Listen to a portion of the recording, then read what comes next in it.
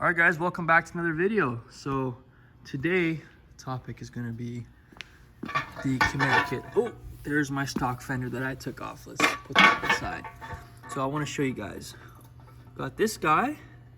We got a valve tappet and another valve tappet. Those come in a set and a cam cover. All right, I'll have the part numbers and links for those in the description.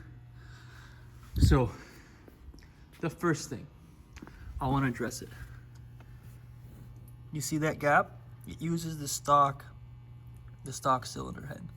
So what it is, it's these head nuts. You basically undo the stock ones, put the ones that came with the kit, and then inside there, you can see there, each one has an Allen head inside there. Might be a little hard, some of them are dark. But each one has an Allen head, so you go ahead and you'll tighten that with the Allen head. All right, so that's the install for those. What else is there? So the head, let's talk about the head first. The head creates a massive clearance issue with the stock Fender. Specifically with the Fender riser, this guy right here. I think almost everyone that's got knobbies is gonna put that Fender riser. Anyway, this thing, it weighs a lot. I mean, it's a lot of mass on your front side, so that's something to consider. So what I did, I got rid of that. Went on eBay. I got one of these, whatever the hell they are, another Fender. This is a plastic Fender. It's one of those eBay specials. That also had a clearance issue, so I didn't feel too bad about grinding that. So what I did is took my angle grinder and I rectified the situation. Let's just say that. I may have chopped it a little bit too much because as you can see, this Fender mounts at the top. So when you compress the fork, that doesn't actually move, right? This stays in a fixed position. So I may have actually been able to chop that less. I recommend just trimming it ever so slightly just to fit enough. But I also wanted the extra airflow and I didn't want the Fender to block it, so that's why I trimmed it as much as I did. In hindsight, I may have wanted to just maybe an inch less trimming. All right, so that's the head right there for you. The head creates a really bad clearance issue. I rode this bike. So let me take a step back. We talked about the Chimera bits on the front. I have a DNA air filter over here. This is the Zeta intake from WeBike. And that's a Takegawa sports exhaust. Scooby, go girl. All right. So other than what I just mentioned and the Chimera bits, this thing is stock. There's nothing else on here. I don't have a tune. I don't have an injector. Nothing. I took this bike as you see it, minus the fender. I had that fender on with a mud flap. I took that from Irvine to right around LAX, maybe just a little bit farther.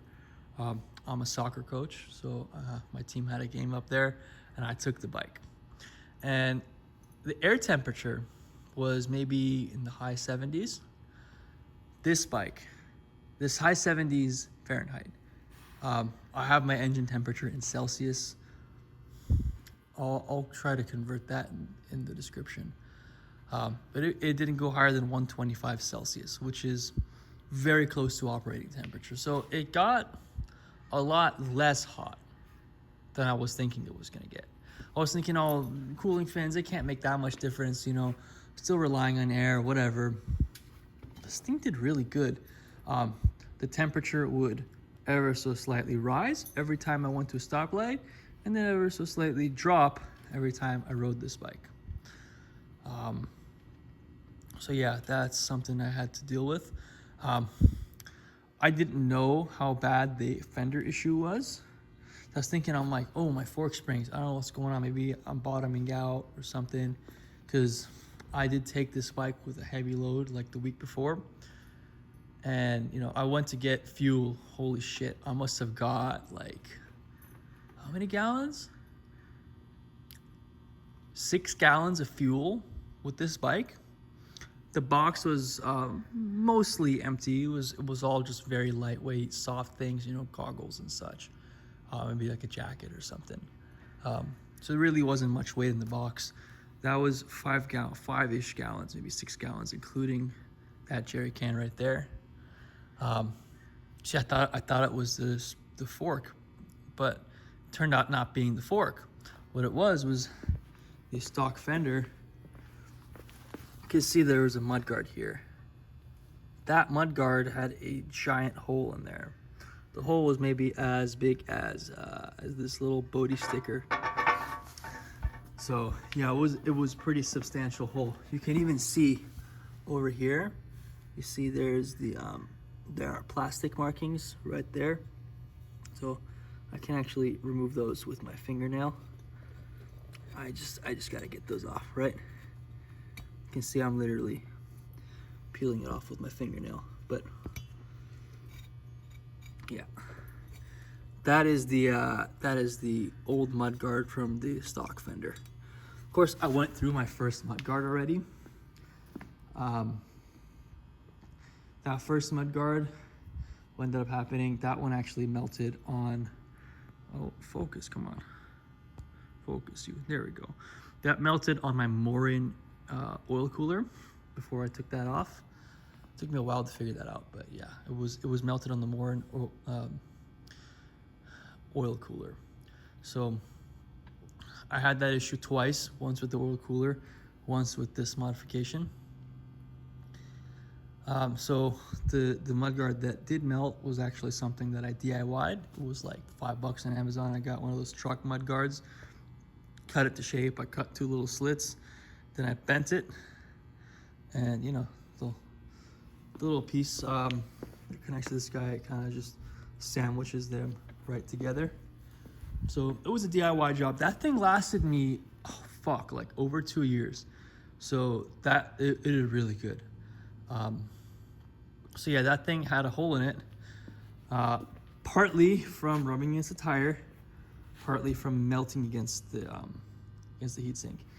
You can see there is a very small amount of clearance between that tire and the cylinder head. It is unbelievable how small the clearance is over there. So that is something you have to consider, whether you want to do this or not. So yeah, what I ended up doing, I ended up having to, by the time I got there and I was actually going back, on my way back, maybe after 20 minutes of riding, it started just like grinding really bad. So what I did is I took the mudguard off, which by the way was a mistake, because what ended up happening was, see those, see that raw section? Oh, come on, focus, man. You see that raw section right in the bottom? That is all from rubbing against this guy. All these areas. See, it's all scratched up. That's not how it came. That was damage from the stock Fender. All right, of course, with the Fender riser. I'm not sure if I took off the Fender riser, if the issue would have gone away. I didn't want to chance it because I got a 3-inch tire on the front. It's a 17x3, so I already know that tire probably won't fit with the stock Fender without the Fender riser, so I didn't want to chance it. What I did was I pulled into the auto parts store, borrowed some wrenches, took that front tire off, took off that Fender, put the tire on, and I rode home, no Fender. It actually ended up ever so slightly, just a little bit drizzling on me that night. And yeah, I was kicking up water over the windshield, into my face, under my helmet. It was a fucking terrible situation. I reckon if you wanted to not run the mudguard and you're willing to just angle grinder right where I'm pointing, right in that line right there, just above those holes, if you wanted to grind it, be my guess. I don't see why that wouldn't work. You could do that.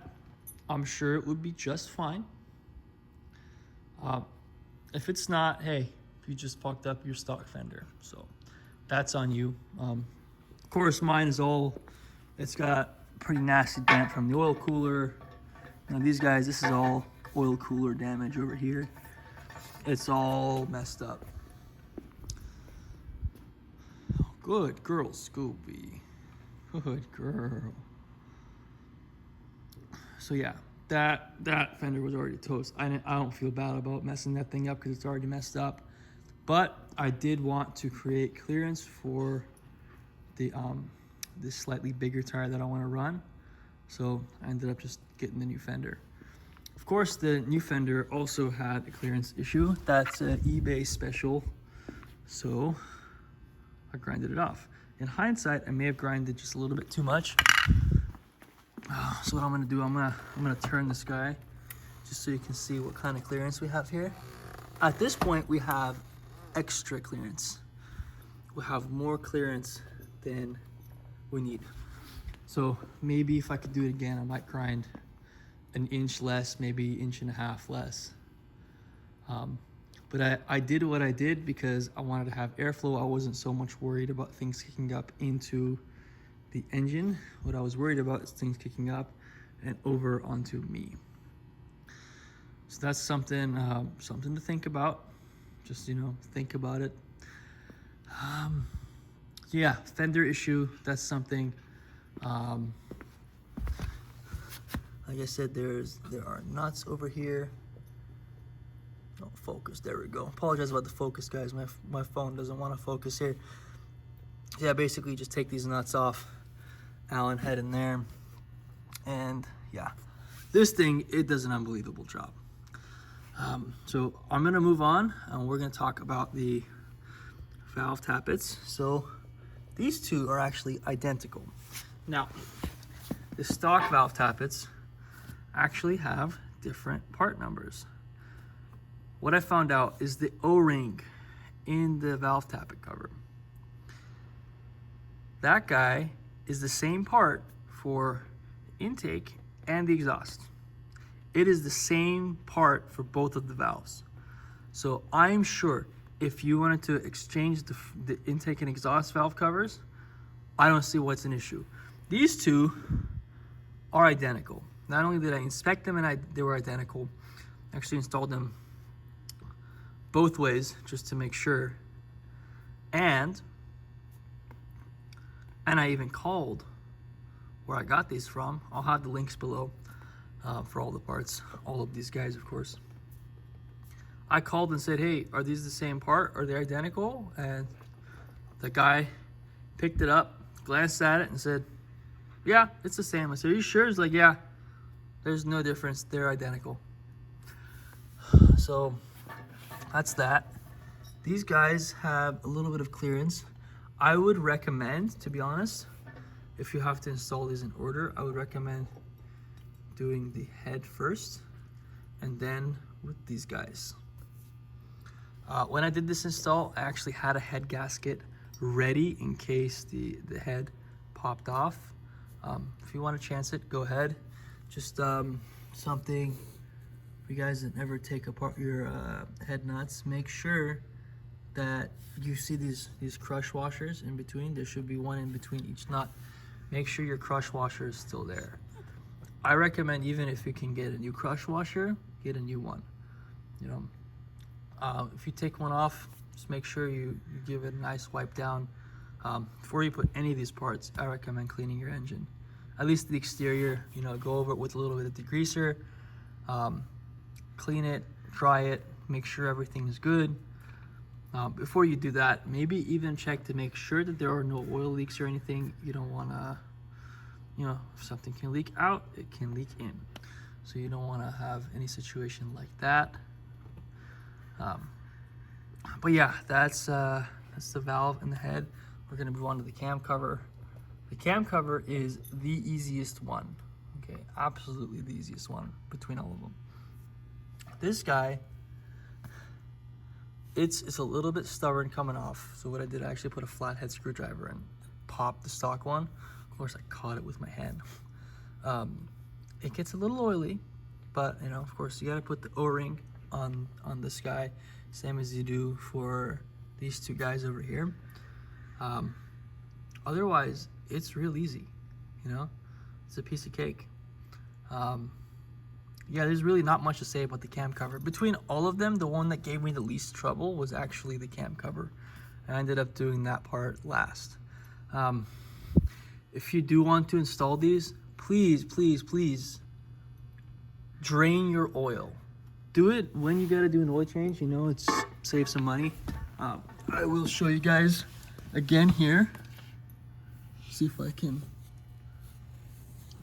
see it here. Can we see it? Oh gosh, it's real dark here. I apologize, guys.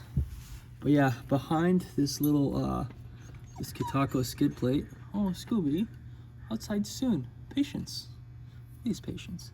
So behind this this little door here, I have a Fumoto valve. I can also put that part in the description for you guys. Made oil draining real easy.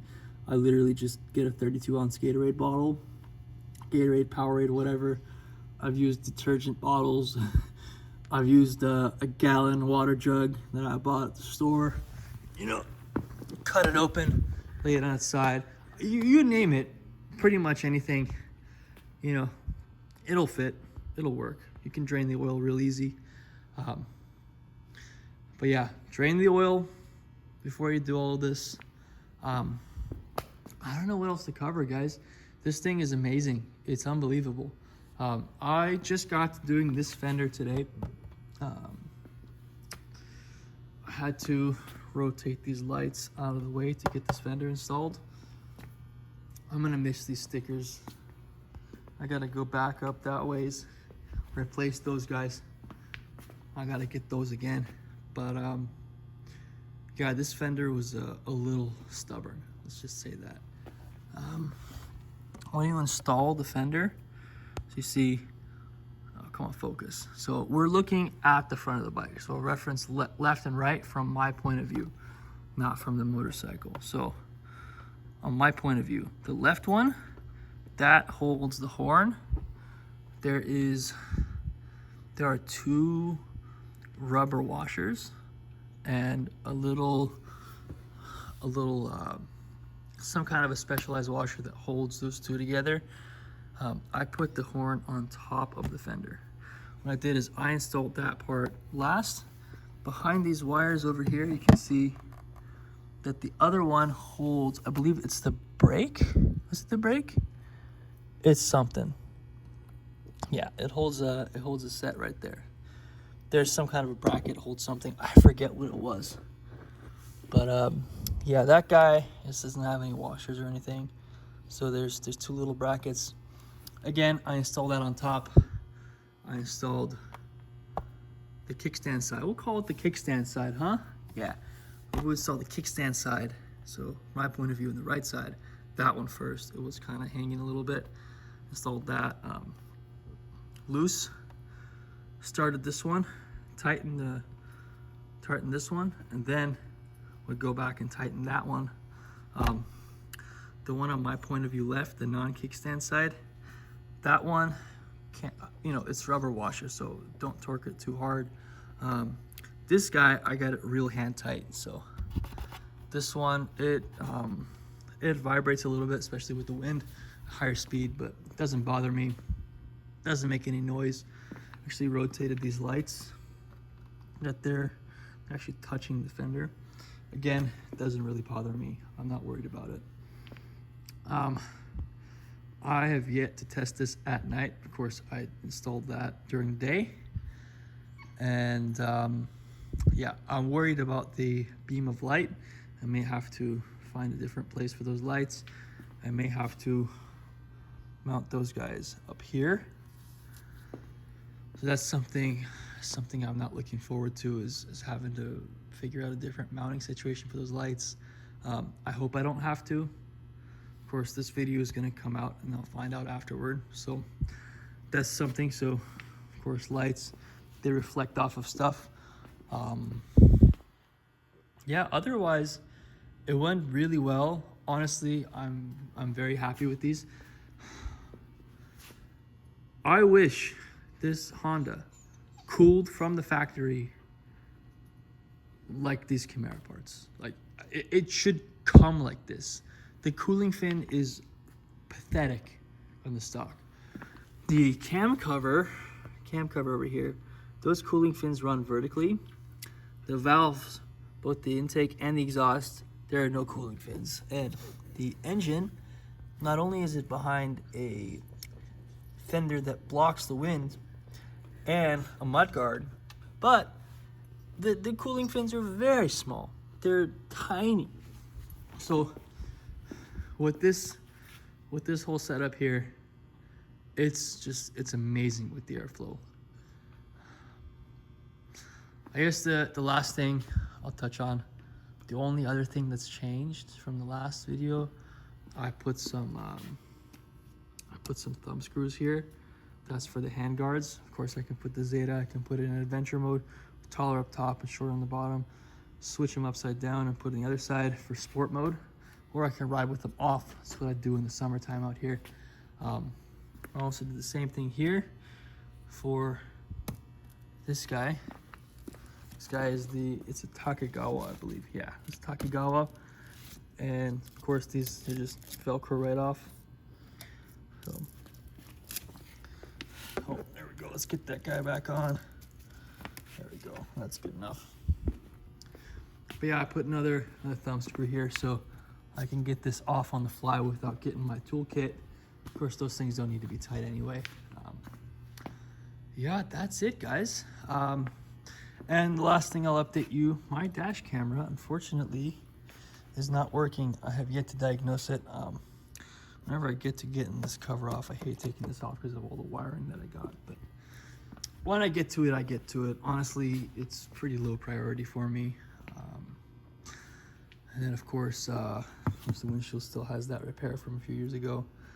And this guy vibrates like you wouldn't believe. So I'm actually thinking about throwing some epoxy on here. And if shit happens and I got to replace this windshield, which I have no plans to do, you know, I reckon this will last me several years.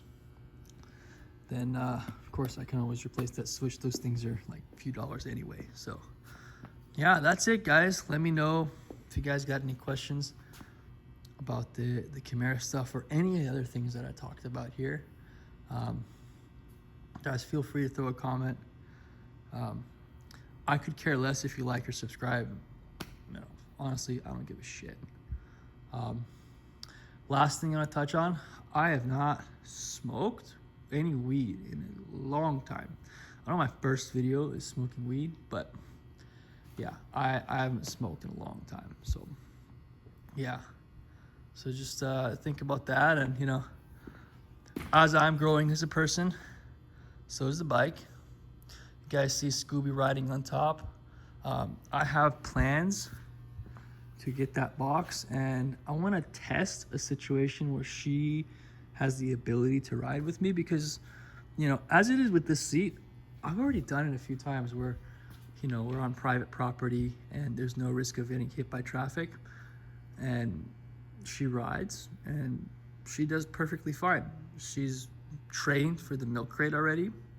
Of course, she's outgrown the milk crate because she's a big girl now. Wow, Scooby, big girl. Scooby, no little baby. Little baby, all done. Scooby-Doo, big girl. So yeah, I want to maybe I'm thinking about the K9 Moto cockpit. I think she'll do really well with that. Off. Good girl. You guys can see her paws. She likes to sit up here. She doesn't mind. Sometimes she'll just go up on her own. She's just complaining just now because she wants to get off. But yeah, this is all her paw prints and everything. So that's all her. All the dirt. Of course, I could just get a Lysol and all gone. Honestly, I don't give a shit. That's like purely aesthetic. And guys, if I cared a lot about aesthetics, wouldn't have built my bike like this. I would have, you know, I would have done a little bit cleaner job with the wiring, a few other things. Parked this bike in a garage, you name it. This bike is a lot of sun damage.